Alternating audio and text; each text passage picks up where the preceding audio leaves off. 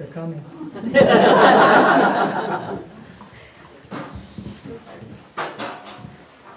One of the problems we had with preparing for this program is the lack of a lot of written documentation about what happened before. I'm still learning when the two school buildings we have here in Inlet were built, and I'm still not sure. Okay? But we do know from minutes of the library, from photographs of the meticulously kept scrapbooks that the library had, and other people's comments and anecdotes over the years, we think we've gotten a story put together. We're going to meet some friends who are no longer with us, and we hope you enjoy the program. We'd like to thank these people who the library would not be possible without support of the following. And you can read that yourself. That's because we had a library, so you can read. Now, can everybody hear us? Okay? All right. We can thank Harry Rossetto for that. He purchased microphones and speakers sometime earlier this summer. They need to know we can't read. You have an S there. There's an S on this slide, so I have to give it to Sue. Now you gave it away. There's one person who isn't on this list, and he should be, and that's Charlie, of course. Charlie had to deal with my scrapbooks and try to extricate pictures from this terrifying mess that I have on the scrapbook pages, and sometimes you're going to see that there are strange little squiggles and things on the pictures. That's because of something that I put on there that we couldn't get off in time. So we're using them the way they are, and he had to edit, and it was amazing. And I also would like to thank him for keeping Inlet's history alive too. Well, Thank you, thanks. Charlie.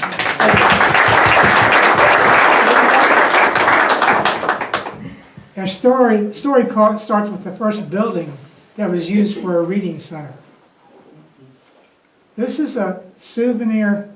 I don't think it's the actual, but it's a souvenir listing of the first, we believe, 906 roster of students.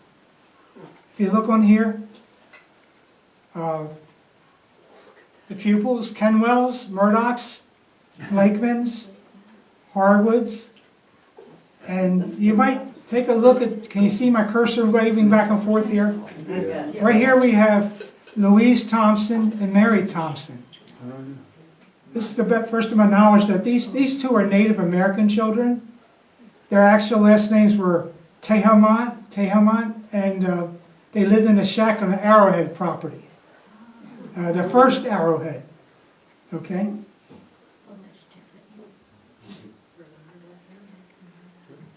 This is a picture from the Kenwell family. This has two school buildings here. We don't know when the smaller building was built, but 1906 was on some stone that Carl Lewis found there. But I certainly don't know when the second larger building was built. The school had the property as early as 1904, and from people that Sue talked to, they believe that the larger building was built around 1912. What we have in this picture here is students on the left playing some kind of croquet, students in the middle doing a ring around the rosy, and a Major League Baseball game going on. They all try to hit one into the upper right-hand corner. The lady in the middle is a teacher with younger children, and she's out there to watch for traffic. As you can see by the lines, there's plenty of wagon traffic happening. This is a close-up of the building that's going to become the little schoolyard library, schoolhouse library. Sue. This is not the bookmobile that came to us, but it is a bookmobile.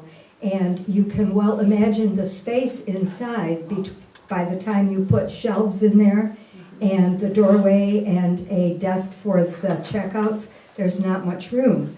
So we had this come every 2 weeks, and when I started teaching at the Inlet School in '67, we walked the children down, bundled them up in whatever clothes they brought with them, and walked them down to that bookmobile every 2 weeks, and they got whatever books they saw that pleased them.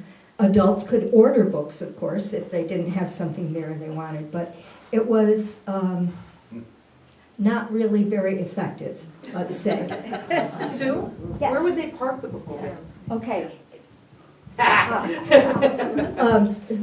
Originally, they parked it down between the two churches in that parking lot. Okay.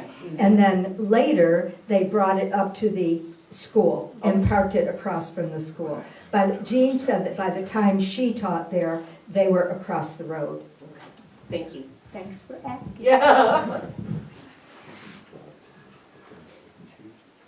Let me go back one.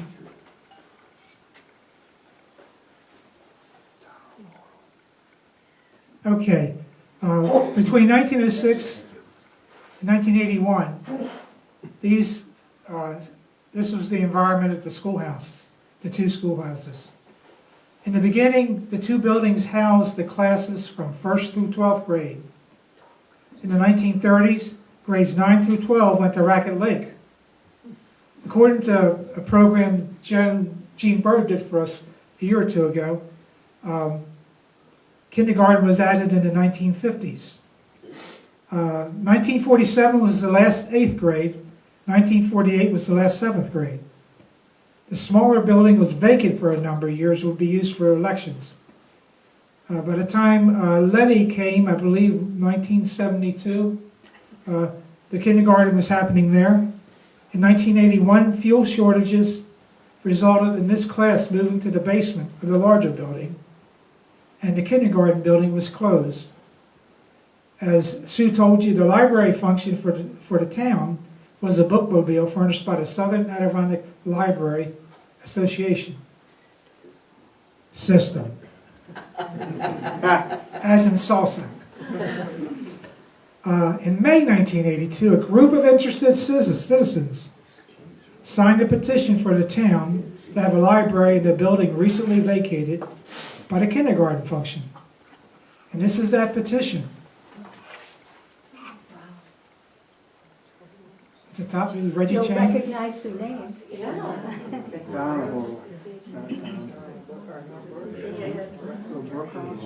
There you are, Jane. Margaret Hodel, I see it. Margaret Hodel, I think that was my mother. Really? Yeah, sure. Okay, yeah. What year was this? Sue Beck. 1982. Charlie, can you zoom that for a second? Yeah, I went past that. I didn't want to. Which way? What's column? You're on it right there. Just zoom that up. I see my mother. She's right under. No. Let me. I'm trying to see if I can zoom it further. Oh, I see it. I see it. There you go. She's zoom. Yeah. All right. Letty Haynes, you mean? Yeah. There she is, right above there. Right above Sue Beck. Under Gene Bird. All the Jill teachers Morris. signed Jill together. Norris. That was Jill. There's Wendell Morris down here. Reggie's mom over here. Peter Quill. Dorothy Scott, her husband. She had Scott's the Inlet gift shop. Okay. Paul Clark. It's quite the And these petition. are considered the founders. How many people are in this room right now that signed? How many people in this room signed that petition? Raise your hand if you signed it. Just right. And Sue, and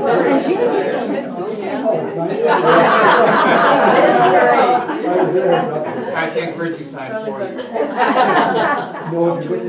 She tried to get Paul to sign, but he said, "I hate books."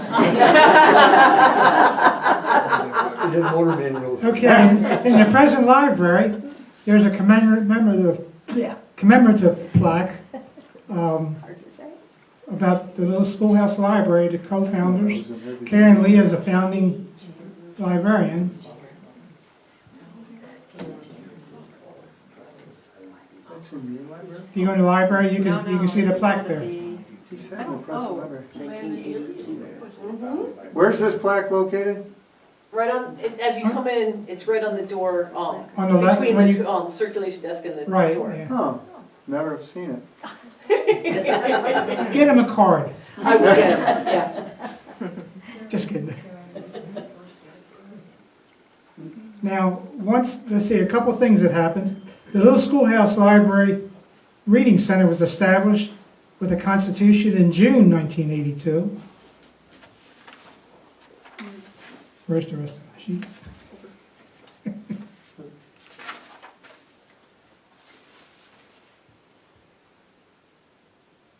At its July 6 board meeting, Supervisor Thibodeau reported a meeting with the Inlet School Board and the library trustees, and they formed an agreement between the town of Inlet and Sauls.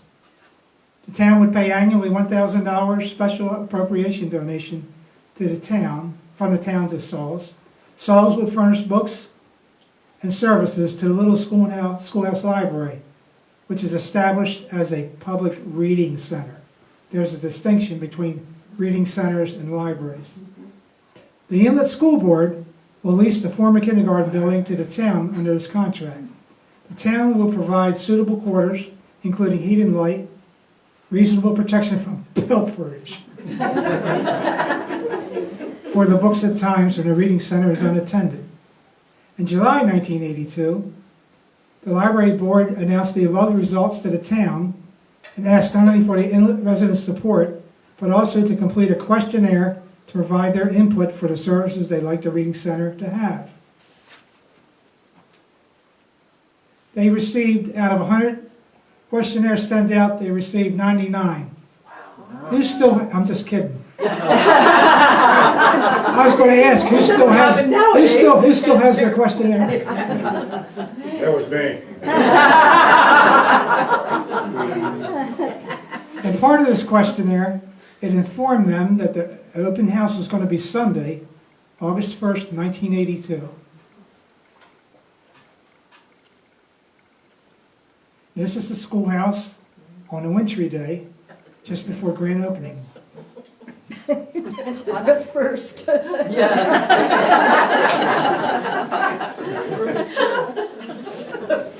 Well, back then, you know, we had snow back then. You're starting to relax. This is the appearance of the school a couple years ago, but it's got the same colors as you'll soon see on the opening day. First day of operation, Little Schoolhouse Library, August 1st, 1982. Men's shorts fashions at the time. We don't know who that is. But he's coming out with a stack of books, that's good. That's right, yes, yes. He's a pilfer. Here's some people. One thing I did learn, I got an email from Gary Lee. He went over, I know, okay.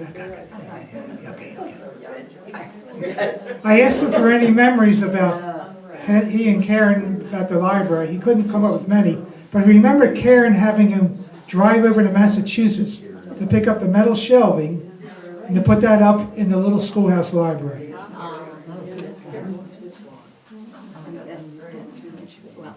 On the right, it's Michael Lee, otherwise known as Mitch, and a youthful Gary Lee in the middle. And look at those sturdy shelves. Happy to report they're all gone. Yeah.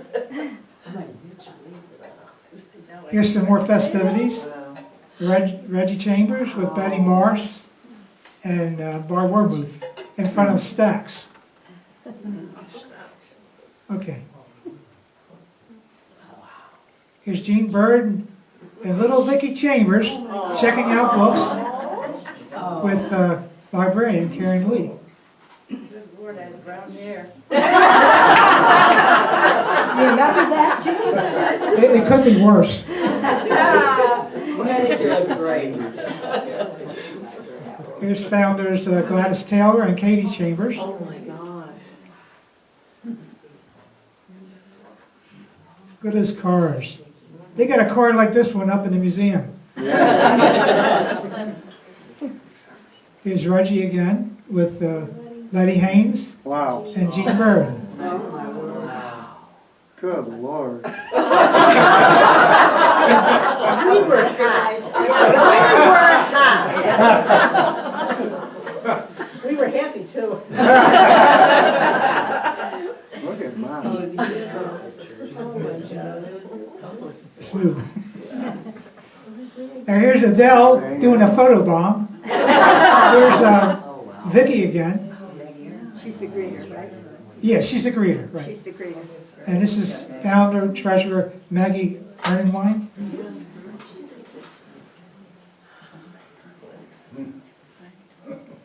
And this is a drawing that was used for an advertisement for the Little Schoolhouse Library. And another reason I have it up is that the artist for this is Dorothy Suba.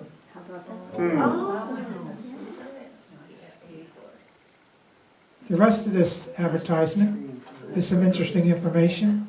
The best sellers at the library, among them, the places you'll go. Oh, the scam. The Bourne Ultimatum, Louis L'Amour, and fiction, non-fiction stuff like Don't Shoot, It's Only Me. He's on glare when I lay down. Like 3 of them on the left hand. I think we still have some of those books. Now, Gene Bird testified a year after the Schoolhouse Library opened.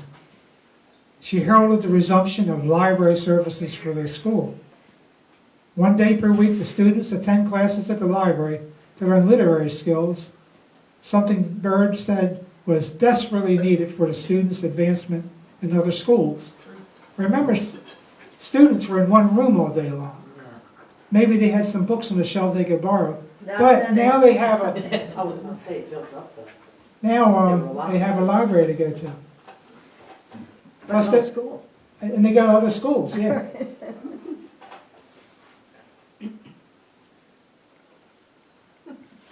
Now, this is part of this, giving the students library skills. Todd Marlowe. Yeah, I'm finding out what you call him. There he is. He's still got that smile.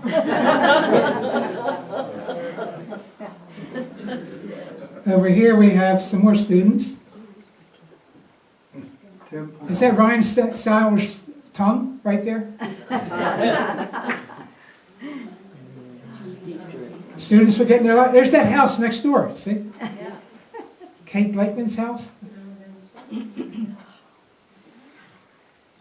Now, they don't have a name here, but Sue was able to discover that the tongue over here belongs to Amanda Smith.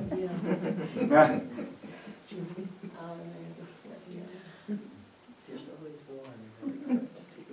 Paul John Chambers over here on the right. I mean, right here in the middle.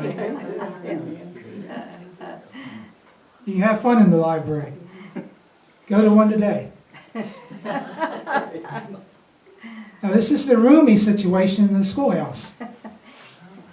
Those shelves were put to good And use, right? who did you say this was?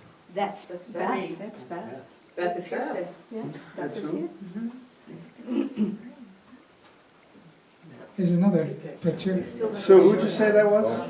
That's St. Marie. Oh, that's St. Marie. I'm back here. Thanks for coming, Beth. You're welcome. And this is the table. That was all there was room for, the table. And Sue can tell you a little bit about this funding program. Oh, yes. Got it. Well, those of you who belong to any organization at all know that one of the things you have to do is raise money. So when we opened the library, the little schoolhouse library, we came up with several things. We had raffles and so on. And this one was interesting because it was a great big jar, a glass jar, and we wanted pennies in it. And Katie Chambers figured out, I don't know how she did it, higher math, how many pennies would fill that jar. And therefore we would know how much money we could get. I don't remember what it was, but It was very interesting. Cool. And we did get it full. Oh, well, here's another fundraiser. There's such a thing as a clown school. And Linda Starr went to clown school. They used to own the Carousel in Northern Lights. And she was the child of the people who owned it. And she came and did a program for us. And we charged $1.50 to get in. Linda Starr went to clown school? She went to clown school. Because she also went to Geneseo when I was there, so she must have been going to 2 schools She at was once. busy. Yeah. She minored in that. Minored in clowning. I never knew that. We think from the letter that this is a picture of the first fall festival. The letter is from Mary Yankee, and it talks about how the next year they wanted to start this fall festival program. I'm not sure, those who know more about the town history can probably tell us, but in any case, it's a fundraiser, of course, and so we used to haul books, bins and bins and bins of books up to the pavilion and become a part of the fall festival. So this is us the first year, Edie and myself. You're a youngster next to her? And the husbands helped. Yes, they did. They had to. Unfortunately. Yeah. The second building. Okay, well, Fred Parquet sold a lot to the Inlet Firemen's Hall in 1926. Formerly the tennis courts for the Parquet complex he had, part of which the Inlet Volunteer Hose builds a building, our current post office. The basement held the fire engines that would come out in the back and turn around and go out the South Shore Road or what we now know as Route 28. Now, I had trouble finding out when the larger building next to the post office building was built.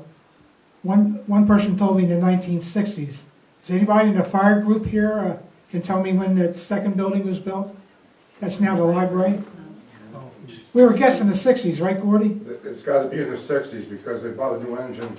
And that was a 69 with France, and that was in the first, or in the new part of the building there. So it had to be just before that. It wasn't very much longer than that at all. So. Thank you.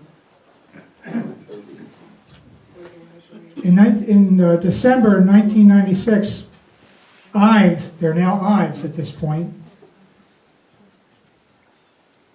This is when they had the building.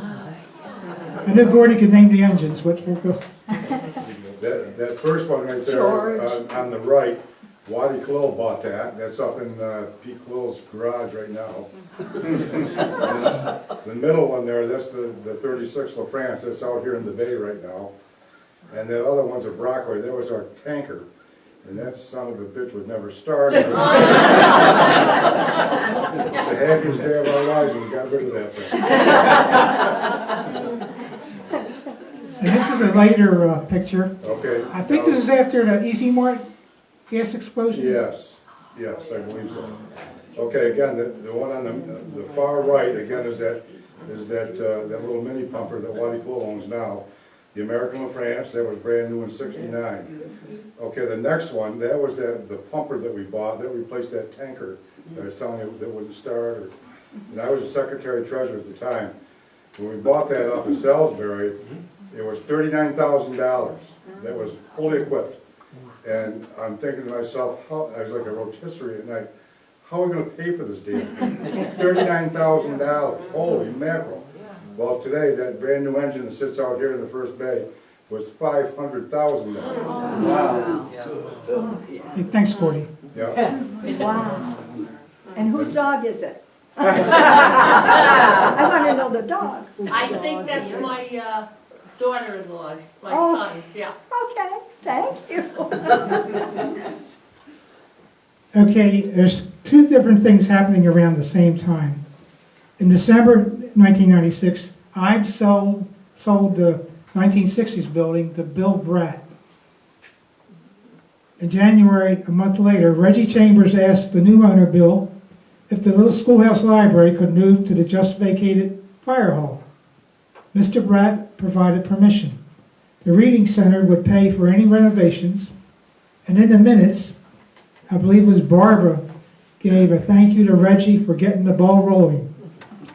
On May 21st, that's 4 months later, Reggie and Barb Thibodeau met with Bill Bratt and Al Hassemeyer to discuss arrangements. The board informed them that a resolution was going to be sent to the town board for a municipal library. The trustees would be the 373 year-round residents of Inlet. On May 7th, the schoolhouse library presented a resolution to the town board to apply for a charter and for them to apply to the state education department to become a library, as recommended by Sauls. Without that, because a reading center is supposed to convert eventually after 5 years to a library, without becoming a library, Sauls would be unable to continue financial support to the reading center. Also would provide the library with eligibility for cash grants from Sauls and other state aid.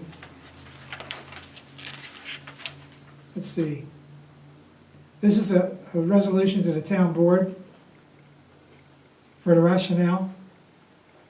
Become a library. Needed for the charter to continue support of the Southern Adirondack Library System. The board members at this time would be, I don't know if they still are, appointed by the town. Okay. Yes. And by passing this resolution, the residents and visitors of Inlet can continue to enjoy the benefits from the many books, etc., as well as programs provided by the library.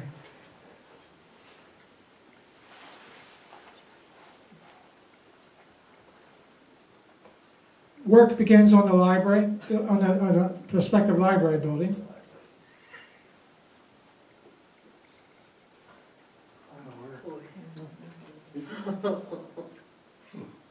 Was a lot of work. And the husbands gladly volunteered. They were concerned that it wouldn't be finished in time for the library's literary group discussion of Murder in the Adirondacks by Craig Brandon. Let me get that back. Okay. Some work on the insides. Yeah.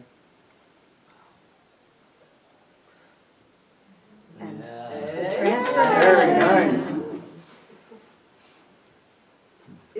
It wasn't done by the husbands and wives though. We hired, or Tina Bratt hired Benny Beauchamp For the outside. for the right? outside. Right, the Yeah. outside. But the inside was, Yeah. right? Right. Okay. We didn't do everything. All right. Benny was there and he did that. One more piece of business was necessary. On December 4th, 1997, the Inlet Public Library informed the school board that they want a renewal of the schoolhouse library building until August 1st, 1998. Because that's when the open house is going to be. Ta-da! Beth Pashley, J.R. Risley, Tina Bratt, Barb Thibodeau, Beth St. Marie.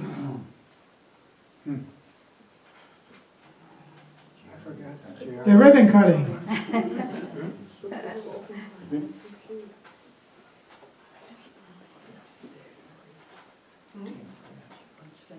And here's the sign-in desk, opening day 1998. A busy enclave there.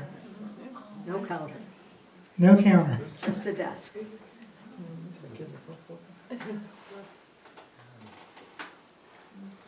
Ownership changes in the next few years.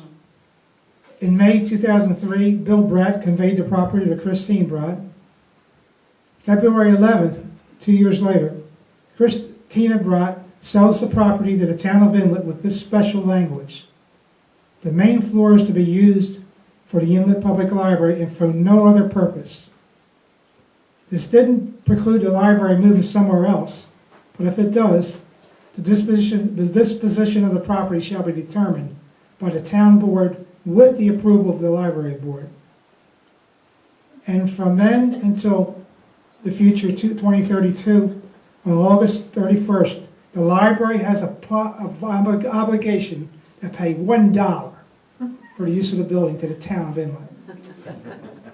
Beth has asked me a couple times, wonder what happens if we don't pay that $1.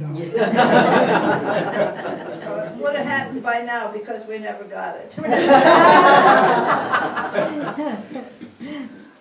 So those are the partners in the building coming to the use of the Inlet Public Library.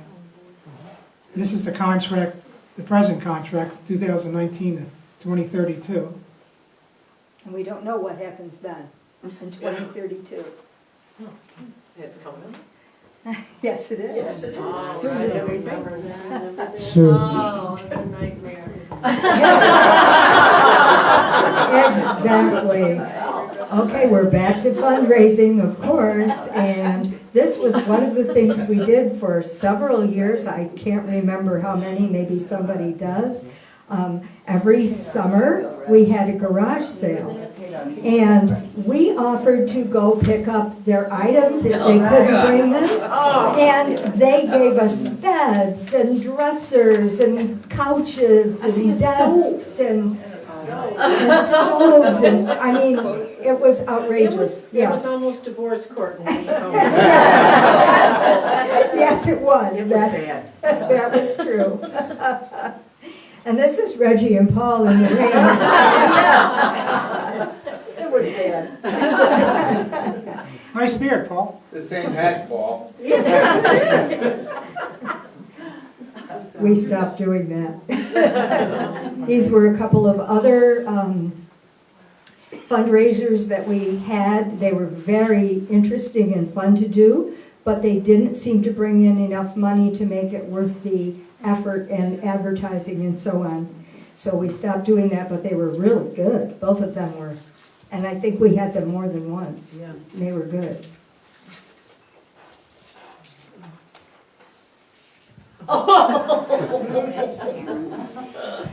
These are our former and present library directors. This one is Karen Lee. I didn't realize that I had a picture of her from long before, and so I went down to the Old Forge Library where she was working and said, Karen, I need a picture of you for the scrapbook, and look at the face I get as I'm taking the picture.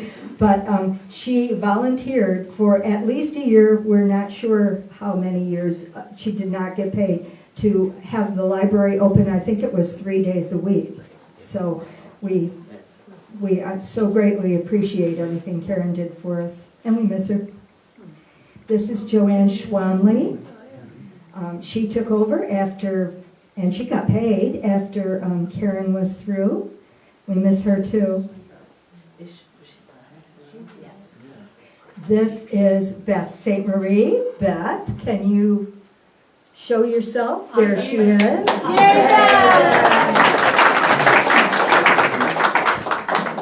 Beth was our librarian through thick and thin for 21 years. She started out in the little schoolhouse library and ended up in the Inlet Library, and we certainly appreciated all her time here, and we miss her too. Very much.